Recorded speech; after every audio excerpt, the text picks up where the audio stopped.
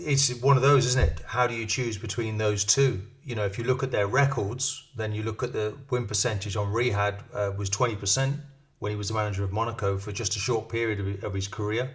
Henry was somewhat different. Vieira was 39%, manager of Nice. So if you look at that situation, you might think, okay, Vieira's got a better record. But if they've seen something in Henry, if they can see that he is, I mean, he's a very strong character, a really strong personality. Vieira's slightly softer in his approach. It's really what they're looking for, isn't it, as a manager? Clearly, yeah. I think it does resonate, the fact that they are big superstars in the game and they want that. You know, even Jonathan Woodgate going there is a big name, by the way. Yeah, He's it's only true. been there a month. Good point. So it's something that they're looking at. It's a clean sweep for the football club. They were accused of not actually bringing big name players to the club, weren't they? In a footballing sense, when Eddie Howe was manager. Yeah. Listen, he's a standout individual. He is super bright, super intelligent.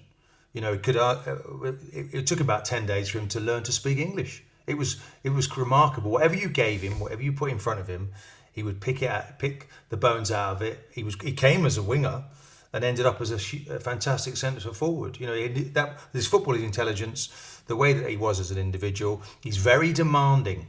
He's very demanding personality. That may be something that's a problem when you become a manager. So he's got to adjust, hasn't he? He's got to make adjustments. He's been an assistant manager with Martinez for Belgium for a long time, been around really good players. And when you've been a super good player yourself, then you've got to be a little bit more patient with the people around you. That might be something he needs to do if he gets this job. That's a great point. With Vieira, as I said, he's a softer approach. Of course, you know, he becomes aggressive when he doesn't get the results he wants. But both of these guys will feel they can make the difference. At the start, we were demanding a lot from him. So we probably taught him how to behave to a certain extent. You just have to be careful that doesn't suffocate your players. And when you stood on the sideline, you know, I was watching Tuchel the other night, Barnsley, Chelsea. Honestly, if he was my manager, I'd have turned around to him and said, you can just keep quiet for a minute because I need to concentrate, I need to play.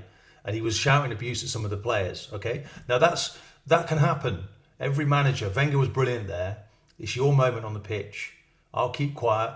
You make the decisions. I give you the way to behave. I'm not going to solve your solutions for you when the game starts. It's a bit like that when you go into the management side of things. I don't know. I haven't done it. I've done it to a small extent with local university football team for a couple of seasons. And you want to win. It doesn't matter what game you're playing, what level.